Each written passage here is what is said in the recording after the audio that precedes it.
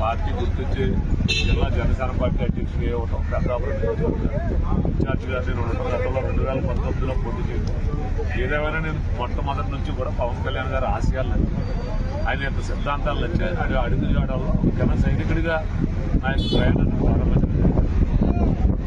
Party సేవలు తర్వాత పక్కన పెడితే కూడా చైర్మన్గా గతంలో కొన్ని ప్రభుత్వానికి రావాల్సినటువంటి నిధులు సరిగా కూడా సమకూర్చుకోలేకపోవడం, ఎందుకంటే అక్కడక్కడ అనాధికారులు ఏ ఓట్లు తీసుకోవడం. సార్ మనం చూడొచ్చు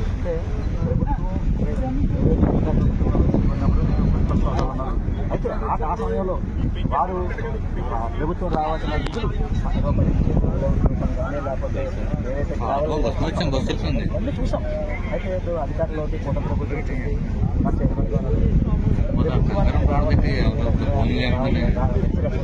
చూడబోతున్నారు.